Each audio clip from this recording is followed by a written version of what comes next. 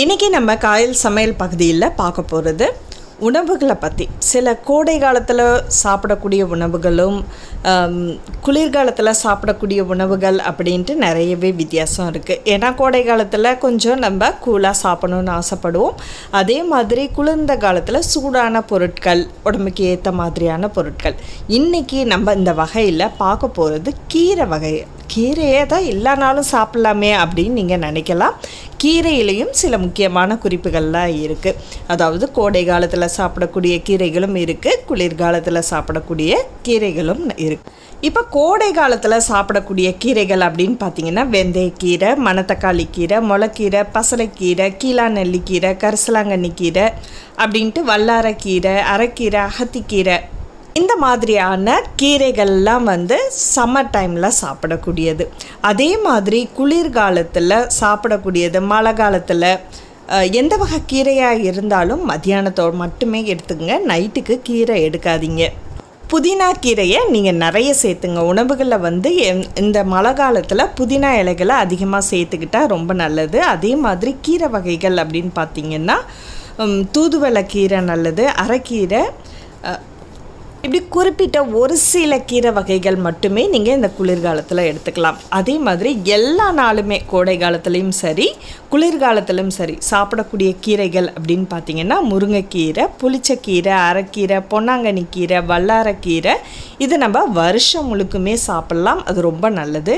குழந்தைங்களுக்கு நீங்கள் கொடுக்கக்கூடிய கீரை வகைகள் அப்படின்னு பார்த்தீங்கன்னா முருங்கைக்கீரை கொடுக்கலாம், வல்லாரக்கீரை, அரைக்கீரை, கற்பூரவள்ளி, தூதுவளை, இதெல்லாம் நீங்கள் இந்த குளிர்காலத்தில் கொடுக்கும்போது அவங்களுக்கு உடம்புக்கு ரொம்ப நல்லது. இந்த கற்பூரவள்ளி, தூதுவளை, இந்த இலைகள்லாம் மூலிகை செடின்னு சொல்லுவாங்க. துளசி இலை, இதெல்லாம் நம்ம சாப்பிடும்போது உடம்புக்கு ரொம்ப ரொம்ப நல்லது. பிள்ளைங்களுக்கு அந்த சளி, இருமல் தொல்லைகள் இல்லாமல் இருக்கும். அதே மாதிரி பொன்னாங்கண்ணி கீரை, கொத்தமல்லி, கருவேப்பிலை, முருங்கைக்கீரை எல்லாம் குழந்தைங்களோட நரம்பு மண்டலத்தை சரி செய்யும். அதாவது நரம்பு, உடல் உறுப்புகள் எல்லாமே ஆரோக்கியமாக இருக்கிறதுக்கு இந்த கீரைகள் எல்லாமே நமக்கு உதவியாக இருக்குது. அதே மாதிரி பொன்னாங்கண்ணி கீரையை நீங்கள் தொடர்ந்து சாப்பிட்டீங்கன்னா தோல் மினுமினுப்பாகும், தலைமுடி நல்லா வளரும். ஸோ இந்த குளிர்காலத்தில் மெயினாக மூட்டு வலியெல்லாம் நிறைய பேருக்கு வரும். அந்த மாதிரி வர்றவங்க முருங்கைக்கீரை சூப் போட்டு அடிக்கடி குடிக்கலாம். அதே மாதிரி கருவேப்பிலை, இதெல்லாம் நீங்கள் நிறைய சேர்த்துக்கணும். புதினா இலைகள் எல்லாத்துலேயுமே சேர்த்து நீங்கள் சூப் மாதிரியோ அல்லது காய்கறி மாதிரியோ கூட்டு மாதிரியோ நீங்கள் எல்லாத்துலேயுமே இந்த கீரை வகைகளை கொஞ்சம் கொஞ்சமாக நீங்கள் சேர்த்துக்கிட்டிங்கன்னா ரொம்ப ஆரோக்கியமாக இருக்கலாம். புதுசாக கல்யாணம் ஆனவங்க, அப்புறம் இல்லறம் வாழ்க்கையில் சிலவங்களுக்கு ஈடுபாடு கம்மியாக இருக்கும். அப்படி உள்ளவங்க முருங்கைக்கீரையும் அரைக்கீரை அடிக்கடி சாப்பிடலாம். அதே மாதிரி பசலைக்கீரையும் நீங்கள் சாப்பிட்டீங்கனாலும் ரொம்ப நல்லது. எந்த வகையான கீரையாக இருந்தாலும் அது நல்ல இளங்கீரையாக இருக்கணும், நல்ல சுத்தம் செஞ்சுட்டு தான் சமைக்கணும். அதே மாதிரி புளி சேர்க்காமல் அதுக்கு பதிலாக கொஞ்சோண்டு தக்காளி வேணால் சேர்த்து சமைக்கலாம்.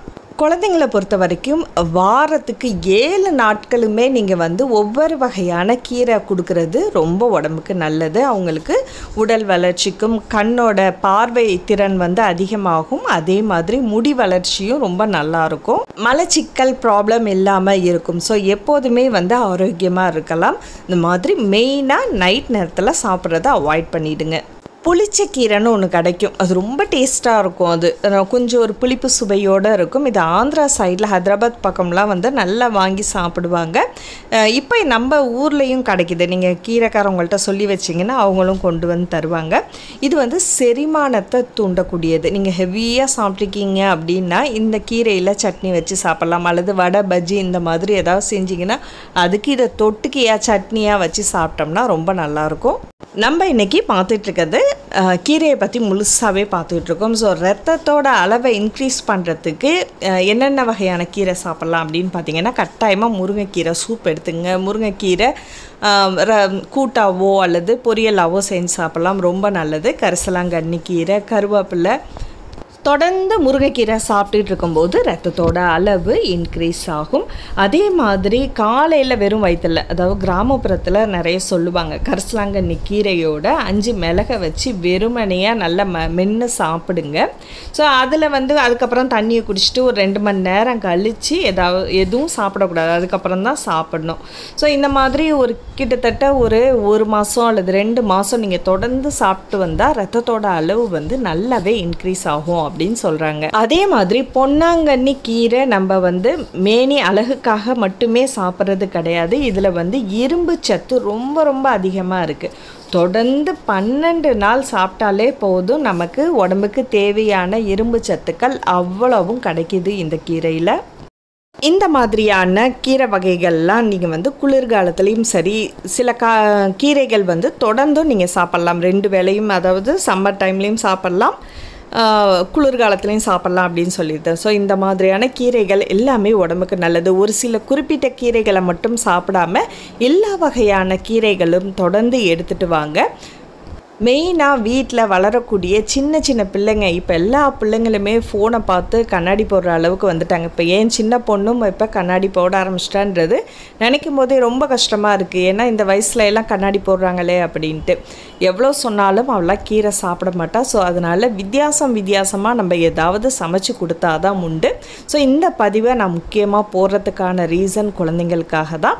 ஸோ முடிஞ்ச வரைக்கும் உங்கள் வீட்டில் இருக்கக்கூடிய குழந்தைங்களுக்கு தொடர்ந்து தினமும் இல்லைனாலும் அட்லீஸ்ட் வாரத்துக்கு ஒரு 4-5 நாளாவது குழந்தைங்களுக்கு எல்லா வகையான கீரைகளும் கொடுத்து பழக்குங்க.